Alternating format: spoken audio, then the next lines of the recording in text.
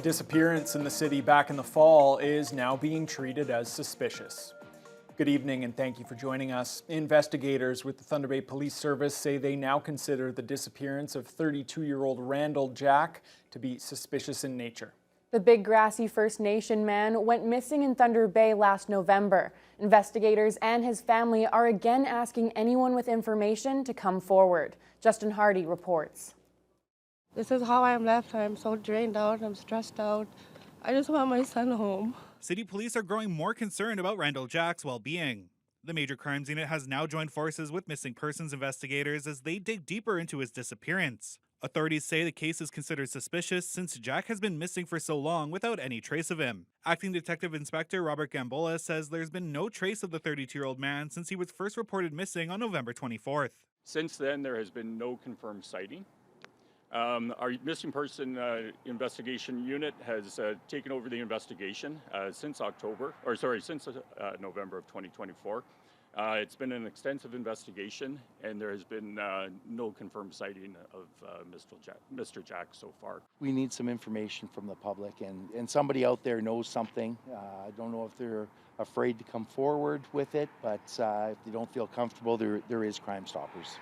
Police describe Jack as an Indigenous man about 6 feet tall with a thin build, short black hair, brown eyes, and a fair complexion. He was known to spend most of the time on the city's north side, but police say he could be anywhere. Both police and his family say it's extremely out of character for him to go this long without reaching out to loved ones. His mother, Sandra Jack, says the pain of his disappearance is constant. I feel so angry. There's so much mixed feelings in me. And I'm scared. And every day my son used to come to me and ask me if I'm okay.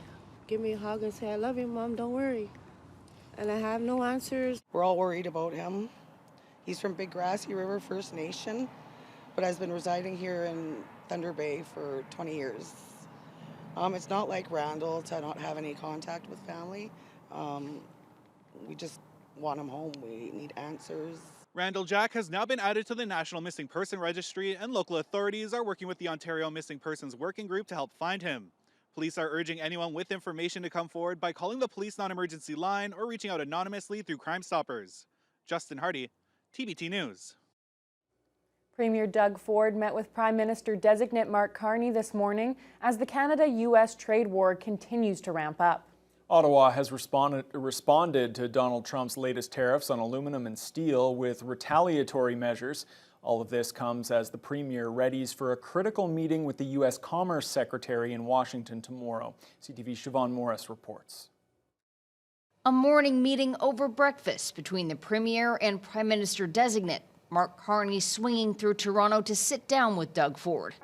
Afterward, Ford called the meetup positive and productive. It went very well. Yeah, he's a real gentleman, and we have a strong plan moving forward on the tariffs and getting the economy going as well. That plan includes a new $30 billion counterpunch to the U.S. We will not stand idly by while our iconic steel and aluminum industries are being unfairly targeted. It comes as those sectors are hit with 25% U.S. tariffs. The day before, the Premier and Federal Finance Minister head to Washington to meet with the U.S. Commerce Secretary. Our message down there tomorrow is let's stop this. It's going to hurt both economies. It's American people that are going to get hurt. Canadians are going to get hurt. Let's sit down and start moving forward on what you want to see in the USMCA and what we want to see. Lutnick has said President Trump broke Ford with a threat to double steel and aluminum tariffs after the Premier added a 25% surcharge on electricity going south, something he's paused. They want to call it a win. Whatever. They're playing politics, but here and there. Mark Carney toured a Hamilton steel plant and emphasized the importance of talking. And I'm ready to sit down with President Trump at the appropriate time under a position where there's respect for Canadian sovereignty, and we're working for a common approach, a much more comprehensive approach for trade. It comes in a period of anxiety and uncertainty for the mayor of Hamilton, Steeltown. It is completely terrifying, to be frank. Canada's seen this movie before when steel and aluminum tariffs were levied by Trump in his first term. We ended up with job losses on both sides of the border, including in the manufacturing sector, and an increase in costs for consumers. And we can expect that to be tenfold this time around. With tariffs higher now than they were then. That was CTV's Siobhan Morris. With Trump's escalating tariffs, people in our region find themselves caught in an unfamiliar struggle. From steel to gas to lumber, key sectors of the Canadian market are taking a significant hit. Riley Cohen spoke with local residents today to gauge their opinion on Canada and Ontario's reciprocal tariffs and whether they'll still travel south of the border.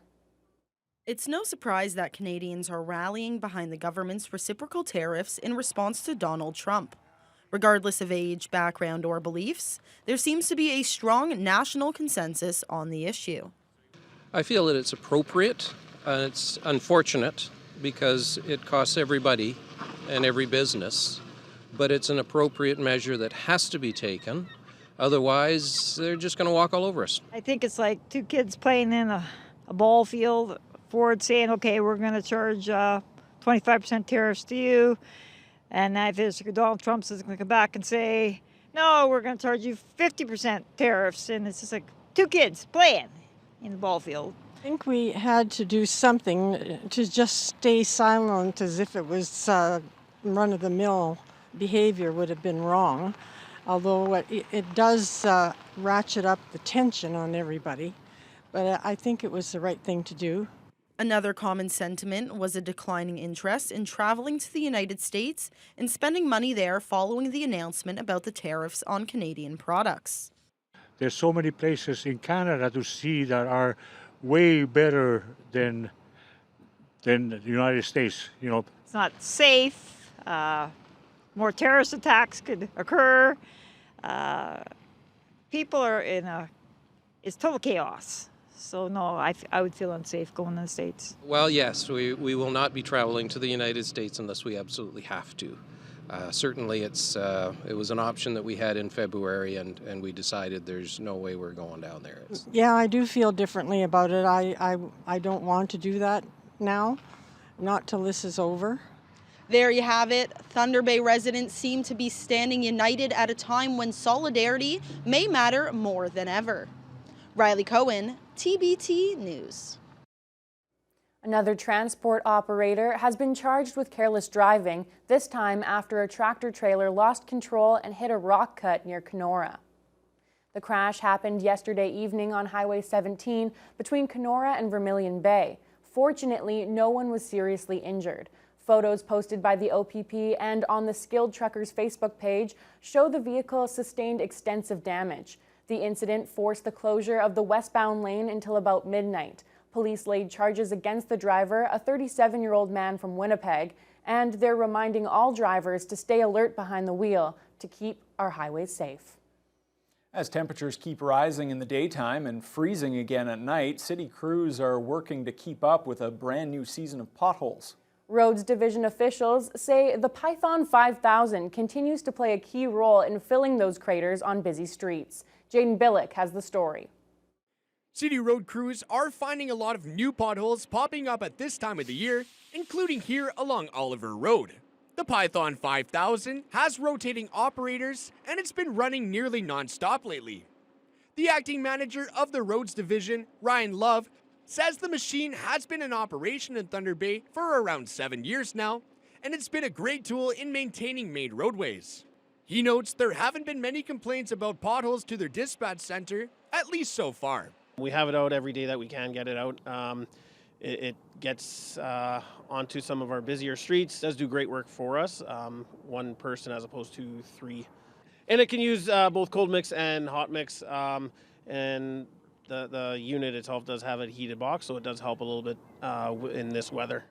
The pothole season really depends on how fast the snow melts. The quicker the thaw, the more damage the repair crews have to deal with.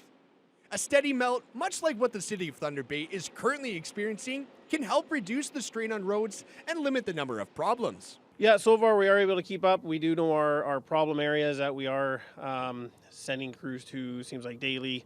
Asphalt's breaking up there, we send them back. It's just that time of year where, you know, the water's still on the roadway. It's not getting into the catch basins or ditches. So we just have to tackle those ones regularly. Love says crews are currently planning preventative measures to help mitigate the amount of road repairs that will need to be done in the near future. Jaden Billick, TBT News.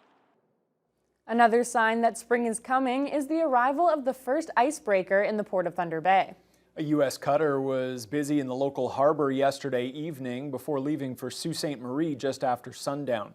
Local port officials say they expect another icebreaker to come here to finish the job closer to the opening of the shipping season on March 25th. Jonathan Wilson has more. The United States Coast Guard icebreaker Spar left its home port in Duluth and arrived in the local harbor late Tuesday afternoon. The ship and its crew focused the majority of their icebreaking efforts outside of the breakwall. This GPS track shows how it looped around several times and also broke a path through the ice at a pair of the entranceways through the breakwall. Port of Thunder Bay CEO Chris Heikkinen says they put in a request to the Canadian and U.S. Coast Guards, and he was surprised to see the Spar arrive this quickly. It is a little earlier than we normally have our first ice-breaking asset in the port, probably by about a week or so.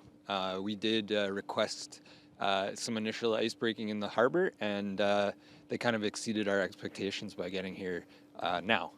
Over the past few springs, the first icebreaker of the season to come to Thunder Bay was the Canadian Coast Guard's Samuel Risley. Some Thunder Bay residents were actually shocked to see a U.S. cutter come here due to the escalating trade war, but Heikkinen says the two Coast Guards are not embroiled in that dispute. The Canadian and the U.S. Coast Guards have an agreement on the Great Lakes where they share the responsibility for breaking open the harbors in the spring, and for this round we got the U.S. Coast Guard Spar. Okay. Is that maybe a sign of good relations between Canada and the U.S., at least in that area? You know what? The seaway system, the Great Lakes St. Lawrence Seaway system, is a binational system, and it is a really good example of great cooperation between these two countries. When the Risley came last spring, there was hardly any ice to break up due to the record mild winter. And those ice conditions also allowed the Soo locks to open 3 days ahead of schedule on March 22nd. Heikkinen says with the colder winter this year, he expects the Great Lakes shipping season to go back to its normal March 25th start date, and he anticipates another icebreaker will come to Thunder Bay before then. Yeah, the ice is about 22 inches thick, which is average for this time of year. So I'd expect that with the continued good weather and being able to have the icebreaking asset here now, that we'll still be on track for opening when the Soo locks open on the 25th of March. This Coast Guard Spar is here doing some initial icebreaking and also getting an assessment of the harbor while it's here. And if a larger icebreaker is needed, there'll be time to get that in ahead of the shipping season opening. Jonathan Wilson, TBT News. So although there's some signs that spring's on the way, it feels like it's playing peekaboo on us, Fiona, because it's teasing us a little bit. It's showed up from time to time in the past little while, but not consistently. Well, that's actually a good thing, though. As we heard earlier in the newscast with the road issues, if it melts too fast, the ground can't absorb it. You get flooding, you get damage. A little bit of back and forth is actually a good thing for Mother Nature. May not necessarily be that way for the roads, but Mother Nature likes a slow melt, and that's kind of the case in many parts of the region. Here in the city of Thunder Bay, we had a fairly mild overnight low, seasonal to mild, -10 and a wind chill of -12 overnight, but we warmed up to the freezing mark. Winds have been very light, sometimes completely calm, all the way up to a whole 11 kilometers per hour from the east-northeast, so it was a bit of a cooler wind and mostly cloudy skies. But if we take a look at what's going on throughout the region, at this hour, it doesn't look like a whole lot of difference, but it was much colder throughout the northern portions of the region, from Greenstone through Armstrong, Sioux Lookout, Pickle Lake into Red Lake last night. Wind chills ranged from -30 in Red Lake all the way to -36 in the Armstrong and Greenstone regions. Those are the wind chills. Today, as you can see, they've warmed up extensively, but the wind chills are still around -4, -5 throughout much of this region, and it did so under partly cloudy skies to the northwest. North of Lake Superior, they've had a lot of cloud and a little bit of light snow. As you head further south, though, we're comfortably on the plus side. Overnight temperatures were very similar to what Thunder Bay saw. Lows of about -10 throughout this region, even along the north shore of Lake Superior and down into Sault Ste. Marie. It wasn't that bad. They have warmed up either just above or just slightly below the freezing mark under mostly cloudy skies throughout the southern portion along the lake. Now, here in the city of Thunder Bay tonight, it's going to be even milder than last night. A low of -8, although wind chills will once again feel like -12. Partly cloudy skies, about a 40% chance of a little bit of flurry action this evening, and that's just a system just kind of passing through, clipping us to the north. But winds are going to be very light from the west, 5 to 10 kilometers per hour. Now, as we look at what's coming our way, remember I said a little bit of back and forth, a slow melt is a good thing. This is where I kind of have bad news. Some people are going to be thrilled by this, by the warm temperatures, but it comes with a lot of risks of floods, and I'll have more details on that later on in the newscast. Okay, thanks a lot, Fiona. Well, after the break, we will get back to one of our top stories of the day. That is, of course, this back and forth trade war between the U.S. and Canada. There are more tariffs flowing in both directions today. We'll have more after the break.